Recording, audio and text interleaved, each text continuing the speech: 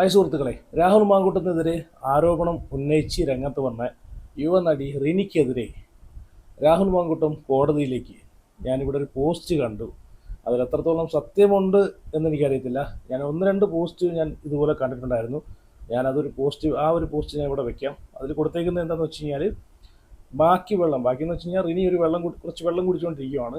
ബാക്കി വെള്ളം ജയിലിൽ പോയി കുടിക്കാം. ഇതിൽ കഴിക്കാമെന്നാണ് എഴുതിയേക്കുന്നത്. ജയിലിൽ പോയി കുടിക്കാമെന്നാണ് ഉദ്ദേശിച്ചതെന്ന് തോന്നുന്നു. ബാക്കി വെള്ളം ജയിലിൽ പോയി കുടിക്കാം, രാഹുൽ മാങ്കൂട്ടം കോടതിയിലേക്ക്. ഇത് ഉള്ളയാണെന്നുണ്ടെങ്കിൽ ഇത് ഒന്ന് രണ്ട് വ്യക്തികൾ പോസ്റ്റ് ചെയ്യുന്നത് ഞാൻ കണ്ടിട്ടുണ്ടായിരുന്നു. ഈ ഒരു റിനിയുടെ ഫോട്ടോയും വെച്ചിട്ട് രാഹുൽ മാങ്കൂട്ടം കോടതിയിലേക്ക് എന്ന് പറഞ്ഞിട്ട്. ഇത് സത്യമാണെങ്കിൽ 100% അതിനോട് ഞാൻ യോജിക്കുന്നു.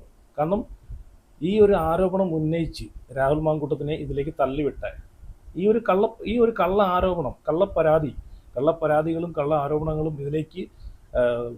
ഇതിലേക്ക് തള്ളിവിടാൻ ആദ്യം രംഗത്തിറങ്ങിയ ഇവർക്കെതിരെ ഉറപ്പായിട്ട് പരാതി കൊടുക്കണം. മാനനഷ്ടത്തിന് ഉൾപ്പെടെ പരാതി കൊടുക്കണം. അതാണ് വേണ്ടുന്നത്. അപ്പം ഇതിനോട് യോജിക്കുന്ന ആളുകൾ, ഇങ്ങനെ രാഹുൽ മാങ്കൂട്ടം ഇവർക്കെതിരെ കോടതിയിലേക്ക് പോകണമെന്ന് ആഗ്രഹിക്കുന്ന ആളുകൾ ഉറപ്പായിട്ട്, ആഗ്രഹിക്കുന്ന ആളുകൾ ഉണ്ടെങ്കിൽ ഉറപ്പായിട്ട് ലൈക്ക് അടിക്കുക. അതുപോലെ നിങ്ങളെല്ലാവരും അഭിപ്രായം ഉറപ്പായിട്ട് കമൻറ്റ് ചെയ്യുക. മിന്നു എന്ന് പറഞ്ഞൊരു ഐഡിയിൽ നിന്നാണ് ഇത് പോസ്റ്റ് ചെയ്തേക്കുന്നത്. ഇതിൽ എത്രത്തോളം സത്യമുണ്ടെന്ന് എനിക്കറിയത്തില്ല. സത്യമാണെന്നുണ്ടെങ്കിൽ നന്നായെന്ന് ഞാൻ പറയൂ. അത് മുമ്പേ ചെയ്യണമായിരുന്നു. ഒന്നാമത്തെ പരാതി വന്ന സമയത്തേ ചെയ്യണമായിരുന്നു. ഒരാൾക്കെതിരെ ഒരു ആരോപണം അങ്ങോട്ട് സോഷ്യൽ മീഡിയയിൽ വന്നിട്ട്, അതും ഒരു MLA, ഒരു രാഷ്ട്രീയ നേതാവിൻ്റെ പേരിൽ, ഒരു MLAയുടെ പേരിൽ, ഒരു ജനപ്രതിനിധിയുടെ പേരിൽ ഒരു ആരോപണം ഉന്നയിച്ചിട്ട് ആ വഴിക്ക് അങ്ങോട്ട് പോയിട്ട് എനിക്കൊന്നും അറിയത്തില്ല, ഞാൻ ആ വ്യക്തിയുടെ പേര് പറഞ്ഞില്ല, അല്ലെങ്കിൽ ആ വ്യക്തിയുടെ നാള് പറഞ്ഞില്ല എന്നൊക്കെ വന്നിരുന്ന് പറഞ്ഞിട്ട് വല്ല കാര്യമുണ്ടോ? ഇല്ലേ? ഓക്കെ, എന്തായാലും അത് സത്യമാണെന്നുണ്ടെങ്കിൽ ഒരു 1000 ലൈക്ക് കൊടുത്താലും മതിയാവത്തില്ല. ആ ഒരു പോസ്റ്റിനും ഈ ഒരു വീഡിയോയ്ക്കും നിങ്ങൾ ലൈക്ക് ചെയ്തു. നിങ്ങളങ്ങനെ ആഗ്രഹിക്കുന്നുണ്ടെങ്കിൽ, രാഹുൽ മാങ്കൂട്ടം തിരിച്ചു വരണമെന്ന് ആഗ്രഹിക്കുന്നുണ്ടെങ്കിൽ ഓക്കെ. ഞാൻ ഇനി ഇവിടെ രാഹുൽ ഈശ്വറിൻ്റെ ഒരു വീഡിയോ വയ്ക്കാം. കഴിഞ്ഞ ദിവസം ഞാൻ കണ്ടതാണ്. 24 ന്യൂസിനകത്ത് പ്രസ് മീറ്റിൽ രാഹുൽ ഈശ്വർ പറയുന്നൊരു കാര്യമുണ്ട്. അത് നിങ്ങളൊന്ന് കണ്ടു നോക്ക്. ഇനി അടുത്തത് ഈ അതിജീവിത എന്ന പദം. ദൈവത്തെ ഓർത്ത് നിങ്ങൾ ശ്രദ്ധിക്കണം. ഇന്നലെ കൂടി ഹൈക്കോടതിയുടെ ഒബ്സർവേഷൻ ഉണ്ട്. ആദ്യത്തെ പരാതിയിൽ പരസ്പര സമ്മതപ്രകാരമാണ് ബന്ധം ഉണ്ടായത്. നിങ്ങളെല്ലാം കേട്ട് കാണൂല്ലേ? ഇത് സെഷൻസ് കോടതിയുടെ വിധിന്യായത്തിന്റെ, നസീറ മാഡത്തിന്റെ വിധിന്യായത്തിന്റെ ഭാഗമായിട്ട് എഴുതി വെച്ചിട്ടുണ്ട്. പരസ്പര സമ്മതത്തോടു കൂടിയാണ് ഇതുണ്ടായത്. ഇപ്പോൾ ഇതിനെ റേപ്പ് എന്ന് വിളിക്കാൻ, അല്ലെങ്കിൽ പീഡനം എന്ന് വിളിക്കാൻ കഴിയുന്ന ഒരു മെറ്റീരിയലും ഇല്ല എന്ന് ബഹുമാനപ്പെട്ട കോടതിയുടെ വിധിന്യായത്തിലും ഇന്നലെ ഹൈക്കോടതിയുടെ ഒബ്സർവേഷനിലും വന്നിട്ടുണ്ട്. പിന്നെ എങ്ങനെയാണ് ആദ്യ പരാതിയോ രണ്ടാമത്തെ പരാതിയോ ഒക്കെ അതിജീവിതയാകുക? എന്ത് അതിജീവിച്ചു എന്നാ പറയണേ? അതായത് ഓൾറെഡി പീഡനം നടന്നിട്ടില്ല എങ്കിൽ പിന്നെ എന്താണ് ഇവർ അതിജീവിച്ചത്? പിന്നെ എങ്ങനെയാണ് ഇവർ അതിജീവിതയാകുക? അതിജീവിതമാർക്കും ഇരകൾക്കും നൽകുന്ന സംരക്ഷണം ഇവർക്ക് എങ്ങനെയാണ് കൊടുക്കാൻ പറ്റുക? പേര് പറയണമെന്ന് ഞാൻ പറയുന്നില്ല, ഞാനും പേര് പറയില്ല, സംശയമൊന്നുമില്ല. പേര് പറഞ്ഞു എന്ന് കള്ളം പറഞ്ഞെന്നെ അറസ്റ്റ് ചെയ്ത് 16 ദിവസം ജയിലിട്ടതാ. പേര് പറഞ്ഞു എന്നും ഫോട്ടോ ഇട്ടു എന്നും പറഞ്ഞ് കള്ളം പറഞ്ഞെന്നെ അറസ്റ്റ് ചെയ്തതാണ്. നിങ്ങൾ അറിയേണ്ട കാര്യം കൂടെ ഉണ്ട്. ഞാനൊരു AI ജനറേറ്റഡ് വെറും ഒരു പെൺകുട്ടിയുടെ ഫോട്ടോ ആണ് ഇട്ടത്. അപ്പം പോലീസുകാർ എന്നോട് പറഞ്ഞു, ഞങ്ങൾക്ക് അന്വേഷണം നടത്തണം. ഇത് തന്റെ ഫോട്ടോ വേണമെന്ന് ആ പെൺകുട്ടിക്ക് തോന്നിയാൽ അല്ലെന്ന് പറയാൻ ഞങ്ങൾക്ക് FSL റിപ്പോർട്ട് വേണം. ചുമ്മാ ഓരോ ടെക്നിക്കാലിറ്റി പറയുക, ചുമ്മാ പറച്ചിലിന് വേണ്ടി എന്ന് പറഞ്ഞു. FSL റിപ്പോർട്ട് വരട്ടെ. ഞാൻ സാറിന് കണ്ടാ പോരെ? ഇതാ വളരെ ശരിയല്ലേ? രാഹുൽ ഈശ്വർ പറഞ്ഞ കറക്റ്റ് കാര്യമാണ്. ഇപ്പോഴും എന്തിനാണ് കോടതി ജാമ്യാപേക്ഷ പരിഗണിക്കുന്ന സമയത്ത് തന്നെ കോടതി എന്താണ് പറഞ്ഞേക്കുന്നത്? ഇത് ഉഭയകക്ഷി സമ്മതപ്രകാരം നടന്നിട്ടുള്ള കാര്യമാണ്, ഇത് പീഡനമല്ല എന്നാണ് പറഞ്ഞേക്കുന്നത്. അപ്പൊ പിന്നെങ്ങനെ ഇവരെ അതിജീവിത എന്ന് നമ്മൾ വിളിക്കും? അതിജീവിത എന്ന് പറഞ്ഞാൽ എന്താണ്? ഒരു പെൺകുട്ടിക്ക് ക്രൂരമായിട്ട് ഒരാളിൽ നിന്ന് ഒരു പീഡനം അനുഭവപ്പെട്ട് ആ പെൺകുട്ടിയുടെ ഇതിന് നീതിക്ക് വേണ്ടിയിട്ട് പോരാടുന്ന ആ വ്യക്തിയാണ് നമ്മൾ അതിജീവിത എന്ന് പറയുന്നത്, അല്ലേ? ആ പെൺകുട്ടിക്ക്, അത് ആണായാലോ പെണ്ണായാലോ, ക്രൂരമായിട്ടുള്ള പീഡനം എവിടെന്നെങ്കിലും ഏൽക്കുവാണെന്നുണ്ടെങ്കിൽ അതിനെതിരെ പോരാടി അതിന് നീതി കിട്ടുന്നവരെ പോരാടുക, അല്ലേ? അപ്പം അങ്ങനെയൊക്കെയുള്ള ആളുകളെയാണ് അതിജീവിത എന്നും അതിജീവിതൻ എന്നൊക്കെ വിളിക്കുന്നത്. ഇവിടെ സത്യത്തിൽ അതിജീവിതൻ എന്നാണ് രാഹുൽ മാങ്കൂട്ടത്തെ വിളിക്കേണ്ടത്. ഇവിടെ അതിജീവിതയല്ല, സത്യത്തിൽ അതിജീവിതനാണ്. ഈ രാഹുൽ ഈശ്വർ പറഞ്ഞ പോലെ രാഹുൽ മാങ്കൂട്ടമാണ് ഇവിടുത്തെ അതിജീവിതൻ. എന്ന് വെച്ച് കഴിഞ്ഞാൽ ഇതുപോലുള്ള കള്ളപ്പരാതികൾ കൊണ്ടിട്ടിട്ട് ആ പുള്ളിയെ മാനസികമായിട്ട് ഇത്രയും തരിപ്പണമാക്കി തകർത്തെന്ന് പറയാൻ പറ്റത്തില്ല. രാഹുൽ കാരണം ജയിലിൽ പോയപ്പോഴും രാഹുൽ ചിരിച്ചുകൊണ്ടാണ് പോയത്, ജയിലിൽ നിന്ന് ഇറങ്ങി വന്നപ്പോഴും രാഹുൽ ചിരിച്ചുകൊണ്ടാണ് വന്നത്. അതാണ് ആ വ്യക്തിയുടെ കോൺഫിഡൻസ് ലെവല്. അല്ലെങ്കിലും ഞാനിവിടെ ഒരു വീഡിയോ ഞാൻ കാണിക്കാം ലാസ്റ്റ്, നിങ്ങളൊന്ന് കണ്ടു നോക്കണം. രോമാഞ്ചമാണ്. നിങ്ങളൊന്ന് നോക്കിക്കേ. ഇന്ന് വരെ നിങ്ങളൊന്ന് കമൻറ്റ് ചെയ്യണം. നമ്മളെ ഇത്രയും ജില്ലകളിലെ ഏതെങ്കിലും ജില്ലകളിലെ ഒരു MLA നിങ്ങൾ പേരെടുത്തൊന്ന് നിങ്ങൾക്കൊന്ന് പറഞ്ഞ് നിങ്ങൾക്കൊന്ന് കമൻറ്റ് ചെയ്യാൻ പറ്റുമോ? പക്ഷേ രാഹുൽ മാങ്കൂട്ടം, പാലക്കാട് MLA ആയിട്ടുള്ള രാഹുൽ മാങ്കൂട്ടം, ഇന്ന് കേരളത്തിൽ എത്ര MLA ഉണ്ട്? ഏതെങ്കിലും ഒരു MLA നമുക്ക് അറിയാവോ? എത്ര MLA അറിയാം? ഒരു MLA പോലും ഒറ്റ മനുഷ്യന് അറിയത്തില്ല. പക്ഷേ രാഹുൽ മാങ്കൂട്ടം എന്നൊരു വ്യക്തിയെ മാത്രമേ എല്ലാവർക്കും അറിയാവൂ. അതാണ് രാഹുലിൻ്റെ കഴിവ്. കേരളം മൊത്തവും ഇങ്ങനെ ഒരു MLA ഉണ്ടെന്ന് എല്ലാവർക്കും അറിയാം. പക്ഷെ വേറെ ഒരുപാട്, ഇപ്പോൾ രാഹുൽ മാങ്കൂട്ടത്തിനെതിരെ പരാതി കൊടുത്തിട്ടുണ്ട് DK മുരളി. ആ പുള്ളിയെ ഞാൻ ആദ്യമായിട്ട് കാണുവാണ്. ആദ്യമായിട്ട് അങ്ങനെ ഒരു MLA ഉണ്ട്, ഈ കേരളത്തിലുണ്ടെന്ന് തന്നെ ഞാൻ അറിയുവാണ്. അതാണ് ഞാൻ പറഞ്ഞത്, രാഹുൽ എന്നൊരു വ്യക്തിയെ എത്ര പേർക്ക് അറിയാം, എത്ര നാടുകളിൽ അറിയാം. അതാണ് രാഹുൽ മാങ്കൂട്ടം എന്നൊരു വ്യക്തി. പുള്ളി പാലക്കാട് മാത്രമല്ല, പുള്ളി നാടിന് വേണ്ടിയിട്ട് സംസാരിക്കുന്നതും പാലക്കാടിൻ്റെ വികസനത്തിന് മാത്രമായിട്ടല്ല പുള്ളി സംസാരിക്കുന്നതും ശബ്ദിക്കുന്നതും, കേരളത്തിന് വേണ്ടിയിട്ട് മാത്രം, കേരളത്തിലെ ഓരോ ആളുകൾക്ക് വേണ്ടിയിട്ടുമാണ് രാഹുൽ മാങ്കൂട്ടം ഉയർത്തി സംസാരിക്കുന്നത്, ശബ്ദിക്കുന്നത്. അതുകൂടെ നിങ്ങളൊന്ന് മനസ്സിലാക്കുക. ഞാനൊരു വീഡിയോ, രോമാഞ്ചം കൊള്ളിപ്പിക്കുന്ന ഒരു വീഡിയോ. കാരണം ഒരു MLA പിടിക്കാൻ കൊണ്ട് പിടിച്ചുകൊണ്ട് പോകാനെ കൊണ്ട് പോലീസ് എന്തൊരു ആർജവമാണ് കാണിക്കുന്നത്. മീഡിയക്കാരൊക്കെ വട്ടം ചുറ്റി, എന്തായാലും ഒരു മുഖ്യമന്ത്രിയെ പോലും എന്തെങ്കിലും പേര് അറസ്റ്റ് ചെയ്യാനോ അല്ലെങ്കിൽ മുഖ്യമന്ത്രിയുടെ ഒരു ബൈറ്റ് എടുക്കാൻ പോലും ഇത്രയും തിക്കും തിരക്കും ഒന്നും നമ്മൾ കാണാറില്ല. അതാണ് രാഹുൽ മാങ്കൂട്ടം എന്ന് പറഞ്ഞൊരു വ്യക്തി. കാരണം ഞാൻ പറഞ്ഞത്, ഞാനിവിടെ പാർട്ടി ഇപ്പം ഭരണപക്ഷവും പ്രതിപക്ഷവും ഒന്നും നോക്കിയിട്ടല്ല, ഈ രാഹുൽ മാങ്കൂട്ടം എന്നുള്ളൊരു വ്യക്തിയുടെ രാഷ്ട്രീയത്തെ നോക്കിയിട്ടാണ്. എവിടെ എന്തും ചങ്കൂറ്റത്തോടെ സംസാരിക്കുന്ന ഒരു വ്യക്തിയാണ് രാഹുൽ മാങ്കൂട്ടം.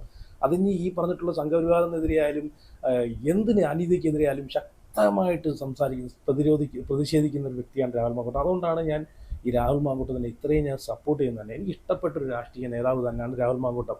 ഇവിടെ രാഹുൽ മാങ്കൂട്ടത്തിനെ ന്യായീകരിക്കുമല്ല, രാഹുൽ മാങ്കൂട്ടത്തിൻ്റെ കയ്യിൽ ഒരു രാഷ്ട്രീയ പ്രവർത്തകൻ എന്ന നിലയ്ക്ക് ഇതൊക്കെ ഒന്ന് പുള്ളി ഇതൊക്കെ ഒന്ന് കൺട്രോളല്ല, ഇതൊക്കെ ഒന്ന് കെയർ ചെയ്യണമായിരുന്നു. ഇതിലൊന്നും ചെന്ന് ചാടാതെ നോക്കണമായിരുന്നു.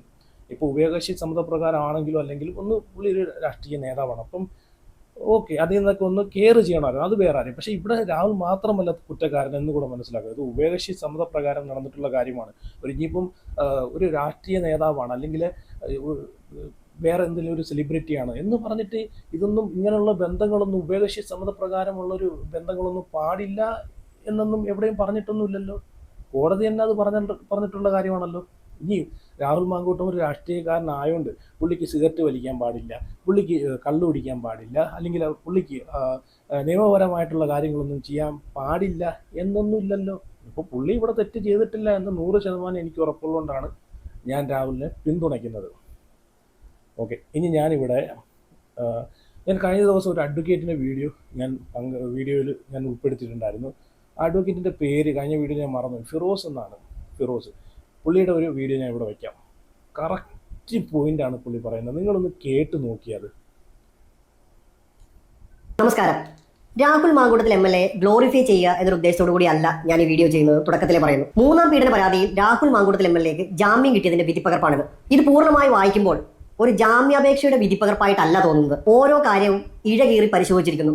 കോടതി കൃത്യമായ ചോദ്യങ്ങളും കണ്ടെത്തലുകളും നടത്തിയിരിക്കുന്നു. ഇത് വിചാരണയ്ക്ക് ശേഷം പുറത്തു വന്നിരിക്കുന്ന ഒരു വിധിന്യായത്തിന്റെ പകർപ്പിനോട് ചേർത്ത് വെക്കാവുന്ന ഒരു ഉത്തരവായി തോന്നും. കാരണങ്ങളുണ്ട്. പെറ്റീഷണറുടെയും പ്രോസിക്യൂഷന്റെയും വാദങ്ങൾക്ക് ശേഷം പ്രോസിക്യൂഷൻ നൽകിയ റിപ്പോർട്ട് പരിഗണിച്ചതിന് ശേഷം കോടതിയുടെ ചില ചോദ്യങ്ങളുണ്ട്. അതിൽ ഒന്ന്, ഈ കേസിലെ അതിജീവിത തന്നെ വിവാഹ വാഗ്ദാനം നൽകി പീഡിപ്പിച്ചു എന്നാണ് പറഞ്ഞിരിക്കുന്നത്.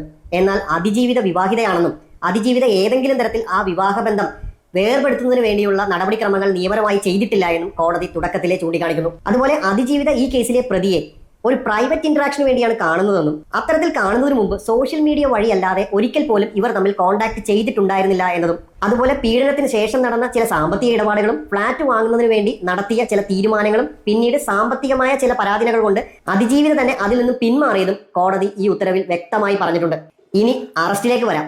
അറസ്റ്റ് നടക്കുന്നത് വ്യക്തമായി വീഡിയോ ചിത്രീകരിച്ച് ചാനലുകൾക്ക് കൊടുത്ത പോലീസ് ചെയ്യേണ്ടിയിരുന്ന ചില കാര്യങ്ങൾ ചെയ്തില്ല എന്നത് കോടതി പരിഗണിച്ചു. ഒരു അറസ്റ്റ് നടക്കുന്നതിന് മുമ്പ് സെക്ഷൻ 41 നോട്ടീസ്, അതുപോലെ സെക്ഷൻ 50 CRPC കംപ്ലയൻസ്, ഈ 2 കാര്യങ്ങളും ഈ കേസിൽ ഇല്ല എന്ന് പ്രതി വാദിച്ചത് കോടതി ശരിവെക്കുകയാണ് ചെയ്തിരിക്കുന്നത്. കാരണം സെക്ഷൻ 50 കംപ്ലയൻസ് എന്നാൽ എന്തൊക്കെ കാരണം കൊണ്ടാണ് ഒരു പ്രതിയെ അറസ്റ്റ് ചെയ്യുന്നത് എന്ന് വ്യക്തമായി എഴുതി അന്വേഷണ ഉദ്യോഗസ്ഥൻ പ്രതിക്ക് നൽകണമെന്നാണ് പറയുന്നത്. എന്നാൽ അത്തരത്തിൽ ഇവിടെ ഒന്നും എഴുതി കൊടുത്തിട്ടില്ല. പക്ഷേ പ്രോസിക്യൂഷൻ നിർത്തുന്ന വാദമുണ്ട്, അത്തരത്തിൽ എഴുതി കൊടുത്തിട്ടുണ്ട്. പക്ഷേ കോടതി പരിശോധിക്കുമ്പോൾ അത്തരത്തിൽ എഴുതി കൊടുത്തിരിക്കുന്നത് ഈ കേസുമായി ബന്ധപ്പെട്ട കാരണങ്ങളല്ല. സാധാരണഗതിയിൽ ഒരു അറസ്റ്റ് നടക്കുമ്പോൾ എഴുതി കൊടുക്കുന്ന കാര്യങ്ങൾ അതിജീവിതയെ കോൺടാക്ട് ചെയ്യാൻ പാടില്ല, തെളിവ് നശിപ്പിക്കാനുള്ള സാധ്യതയുണ്ട്, വിറ്റ്നസുകളെ സ്വാധീനിക്കാൻ ശ്രമിക്കും എന്നിങ്ങനെ സാധാരണ എഴുതി കൊടുക്കുന്ന കാരണങ്ങളല്ലാതെ ഈ കേസിനാസ്പദമായ ഒന്നും തന്നെ കണ്ടില്ല എന്നതും കോടതി നിരീക്ഷിച്ചു.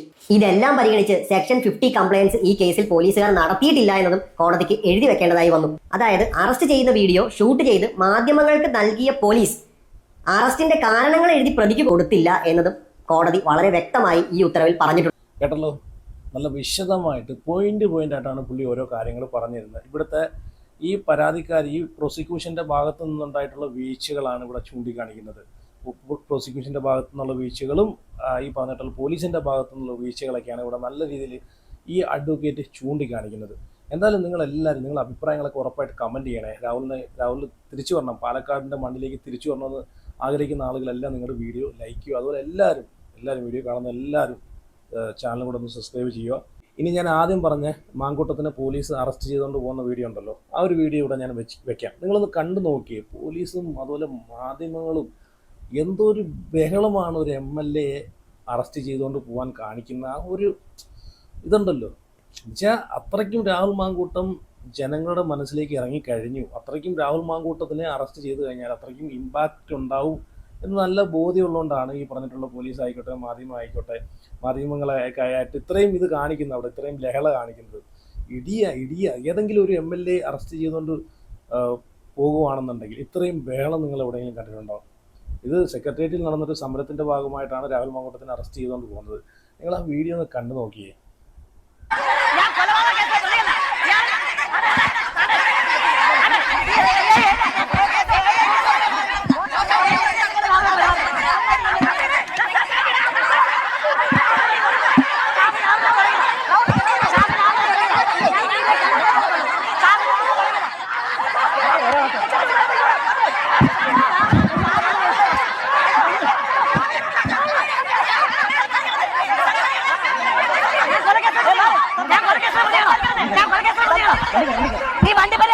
അതല്ല, ഇതാണ് ഞാൻ പറഞ്ഞത്. കേരളത്തിൻ്റെ ഏതെങ്കിലും ഒരു MLA പേര് നിങ്ങൾക്ക് പറയാൻ പറ്റുമോ? ഇല്ല. പക്ഷേ രാഹുൽ മാങ്കൂട്ടം എന്ന് പറഞ്ഞൊരു MLA പേര്, ഒരു രാഷ്ട്രീയ നേതാവിൻ്റെ പേര് കേരളം മൊത്തത്തിൽ ഇങ്ങനെ അറിയപ്പെടുന്ന, ഇങ്ങനെ കറങ്ങുന്ന ഒരു പേരാണ്.